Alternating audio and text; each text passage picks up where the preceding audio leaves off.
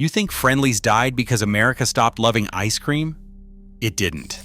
The ice cream was never the problem. Friendly's was killed in a boardroom by men who never flipped a single burger. In 2011, the private equity firm that owned Friendly's pushed it into bankruptcy, dumped the pensions of nearly 6,000 workers onto the government, and bought the company back from itself in a move a federal agency called fraud. You will discover how two teenage brothers turned $500 and a tub of ice cream into a beloved empire, and how Wall Street financial engineering tore it apart. And by the end, you will learn how the man who started it all watched his life's work get gutted, fought back in court, and lived to be 106. It all starts with a nickel ice cream cone in the middle of the Great Depression. This is the rise and fall of an American institution. How does a company survive the Depression, a world war, and 80 years in business, only to be killed by its own owners? In July 1935, the pavement of Springfield, Massachusetts, simmered under the relentless weight of the Great Depression. S. Presley Blake was 20 years old, and his brother Curtis was just 18. They had no retail experience, but their mother Ethel urged them to read about a new freezer technology, handing them a $547 loan to launch an ice cream shop. They called it Friendly. To survive the brutal economy, the brothers offered a massive double-dip cone for a single nickel, undercutting established rivals by half. On July 18th, their opening day, a crowd stretched down Main Street, and the teenage partners went home with $27 in their pockets. It was an astonishing sum for a single day in 1935. But a cheap cone could only draw a crowd for so long, and the brothers now faced the hard reality of whether a bargain storefront could ever survive the lean winter months. For the first 5 years, the Springfield shop sold nothing but ice cream. There were no griddles, no wire fry baskets, and no hot food. Presley and Curtis kept their operation remarkably simple. They obsessed over keeping the single room scrubbed and welcoming. To them, the name was a literal promise. Two friendly guys who wanted to build a friendly place. This spotless environment and predictable warmth turned skeptical Depression-era neighbors into daily regulars, creating a steady, comforting routine. But a business reliant entirely on cold treats could not ignore the bitter, New England winter, which meant the brothers had to introduce something hot to survive. In 1940, the brothers opened a second shop across the Connecticut River in West Springfield, introducing hot food to beat the winter chill. But they did not buy traditional hamburger buns. Instead, they slapped a fresh, square beef patty between two slices of thick toasted bread. This simple setup burger quickly became a local staple, yet the grill never eclipsed the freezer. Dessert remained the undisputed center of gravity. They introduced the fribble, a shake so thick it had to be eaten with a spoon, and the massive Jim Dandy, a mountain of ice cream, bananas, and chocolate syrup that became an instant rite of passage. These creations turned the humble parlors into neighborhood hangouts where families celebrated birthdays and Friday night victories. But as demand swelled beyond the Connecticut River Valley, the brothers faced a quiet, looming risk. Could this intensely personal, family-run formula survive if they tried to scale it across New England? The scaling began in earnest after the wartime draft paused their momentum. By 1951, the brothers had built 10 spotless locations across Massachusetts and Connecticut. Over the next 2 decades, that footprint exploded, peaking at 500 restaurants by 1974. This was no loose affiliation of diners. It was a vertically integrated powerhouse. The Blakes built their own manufacturing plant and established a proprietary distribution network to supply every location with identical, fresh mix. For millions of New England families, a weekly trip to Friendly became a sacred Sunday ritual. Kids ordered Jim Dandies while parents sat in vinyl booths under bright, clean lights, secure in a predictable slice of suburban comfort. But behind the gleaming steel counters, the family dynamic was quietly fracturing. Curtis was the warm, employee-first partner, while Presley was the hyper-controlling financial hawk who demanded absolute veto power. Their mother Ethel once warned that if Press owned the business alone, he wouldn't have any employees. Curtis felt increasingly suffocated by his brother's rigid dominance, griping that Press had to win every argument and control everything. This deep personal divide left the booming regional empire without unified leadership, which meant a corporate giant could easily drive a wedge between them. This paralyzing stalemate turned their daily management meetings into a strategic dead end. Curtis saw his brother's extreme financial caution as a cage, a rigid refusal to take the risks necessary to secure their legacy. Presley, meanwhile, viewed Curtis's employee-first generosity as reckless sentimentality. With neither brother willing to yield, the gridlock threatened to choke the very empire they had spent 40 years building. Selling the company became their only exit from this domestic Cold War. By choosing to walk away, the brothers permanently ended the era of family stewardship. Once the brothers sold, the company ceased to be a family business. It became a financial asset, destined to be bought, sold, and squeezed for cash. At the time, the transition felt like a hard-earned victory, a clean handoff to a stable custodian who promised to protect their name. But stripping away the founder's personal touch left the entire regional institution vulnerable to the cold logic of the balance sheet, which meant its survival now depended on whichever corporate giant chose to strike first. In 1979, the Hershey Foods Corporation stepped forward with a cash offer of approximately $164 million.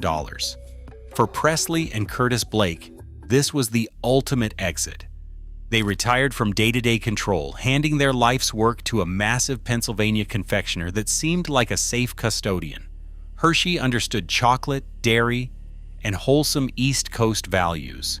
To New Englanders, the acquisition felt like a partnership of wholesome brands. This corporate transfer looked remarkably steady. Under Hershey's deep-pocketed ownership, the chain flourished, expanding past 600 locations across the eastern United States. The red and white signs multiplied, and the parlor floors remained clean. But Hershey was a public giant answerable to distant shareholders, which meant the local institution was now at the mercy of executives who valued profit margins over family recipes. In August 1988, Hershey unloaded the chain to a Tennessee investment group led by Donald Smith for approximately $375 million. Smith immediately began remodeling the brand, formally adding an apostrophe S to change the name from Friendly to Friendly's. This minor grammatical shift coincided with a much deeper structural shift. To generate quick revenue, Smith pushed packaged half-gallons into grocery store freezers. The move kept the name visible but gave loyal families a reason to eat their ice cream at home instead of visiting the restaurants. Then came the menu drift. Kitchens designed for griddled burgers and sundaes suddenly began serving fajitas and quesadillas to chase fleeting casual dining trends. For generations of customers raised on the Jim Dandy, the physical parlors were losing their distinct personality, trading their warm neighborhood identity for a generic corporate template. But financing this aggressive expansion required massive liquid capital, which forced Smith to prepare the chain for a public stock offering in 1997. This transition subjected the old New England favorite to the cold, quarter-by-quarter demands of Wall Street. In 1997, Friendly's went public on the NASDAQ exchange under the ticker symbol FRND, debuting at $17.50 a share. This listing permanently altered the governing logic of the entire restaurant chain. Instead of satisfying families in vinyl booths, executives now answered to distant Wall Street shareholders, demanding relentless, quarter-by-quarter expansion. To feed these expectations, the company chased rapid growth, but the underlying infrastructure could not support this forced pace. By the end of the decade, the aggressive corporate strategy collapsed. Same-store sales stalled, the stock price plummeted, and the regional giant began to stumble under its own financial weight.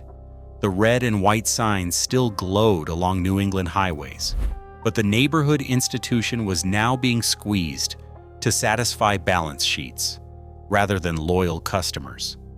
Watching this rapid decline from his quiet retirement, 85-year-old co-founder S. Presley Blake decided he could no longer stand by and watch his baby be destroyed.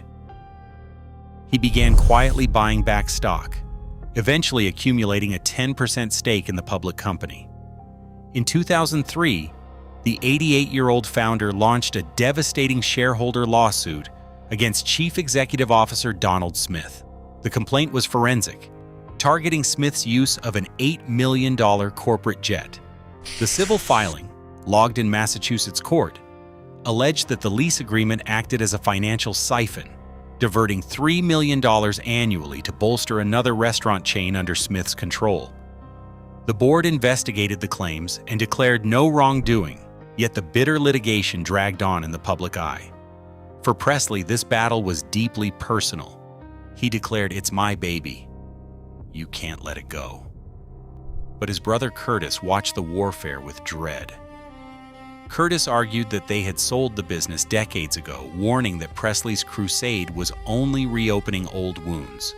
The brothers' original partnership had dissolved into bickering, leaving a crippled board. This internal chaos left the weakened chain completely defenseless, which meant outside financial forces could now prepare a hostile bid to seize the entire empire. In June 2007, Florida-based private equity firm Sun Capital Partners bought Friendly's for $337 million. The transaction took the struggling public company private, ending the corporate boardroom war and prompting 92-year-old Presley Blake to finally drop his lawsuit. But peace came at a devastating price. Sun Capital executed a standard leveraged buyout playbook. Instead of using their own cash, the new owners financed the purchase by loading massive high-yield debt directly onto the Friendly's balance sheet. Under this financial structure, the operating restaurant chain became responsible for paying back the loans used to buy it. While the restaurants buckled under this new debt, cash began flowing in the opposite direction. Court records would later reveal that Sun Capital extracted more than $1.5 million from the company in management and transaction fees. The math was brutally simple. The business was loaded with debt, while its liquid cash was pulled out to enrich its owners. This left the regional institution with virtually no financial cushion, setting a timer on when this debt-heavy structure would finally snap. By October 2011, the crushing weight of high-yield debt and mounting operating losses finally broke the business. Friendly's filed for Chapter 11. Bankruptcy. Over a single weekend, the company abruptly shuttered 63 locations, instantly destroying more than 1,000 jobs before workers even knew the company was in court. But the filing was not a sudden surrender. It was a highly coordinated legal maneuver. Just before petitioning the judge, a Sun Capital affiliate stepped forward to provide an emergency debtor-in-possession loan. The cash did not save the chain. Instead, this strategic debt positioned the private equity firm as Friendly's largest secured creditor. By providing the emergency lifeline, Sun pushed itself to the absolute front of the repayment line, which meant the very entity that drove the brand to the edge now held total authority over what would be stripped away next. Sun Capital exercised this authority by launching a $75 million credit bid. Instead of using actual cash to reclaim the assets, the private equity firm used the very debt Friendly's owed them, debt generated from their own emergency loans, as bidding currency to buy the bankrupt company back. This legal maneuver allowed the owners to clean the balance sheet by dumping their heaviest financial liability, a defined benefit pension plan, covering nearly 6,000 workers and retirees. The plan's funding shortfall exceeded $100 million. By offloading this massive pension burden onto the Pension Benefit Guaranty Corporation, Sun Capital cleared the operating business of its obligations to the thousands of people who had spent decades scooping ice cream and grilling burgers. The federal agency fought the restructuring, accusing the owners of structural fraud and filing objections, stating that the deal did not pass the smell test. Yet the court approved the sale anyway, leaving retirees with only a fraction of their promised retirement security. It was a transaction of cold arithmetic. Friendly's restaurants continued to operate, but only after its vulnerable workers absorbed the loss, which meant the brand's survival now depended on selling the remaining pieces of its identity. In 2016, the owners split the brand, selling the ice cream manufacturing business and trademark to Dean Foods. The physical restaurants were left behind, weathering 2 additional bankruptcies in 2016 and 2020. By the time the remaining restaurant network was sold to Amici Partners in 2020, the price was a mere $2 million. Only about 100 scattered locations survived. S. Presley. Blake died in 2021 at the age of 106, outliving the empire he built with a 5-cent cone. Today, the most visible monument to their old neighborhood promise sits not in a bustling family parlor, but behind the glass of a supermarket freezer. Today, empty, red-roofed parlors stand as quiet monuments to a deeper American shift. The threat to our hometowns isn't changing tastes. It is the financial engineering that hollows out what we love from the inside. When neighborhood rituals become debt instruments, we all lose. What local landmark will Wall Street harvest next? Let us know in the comments.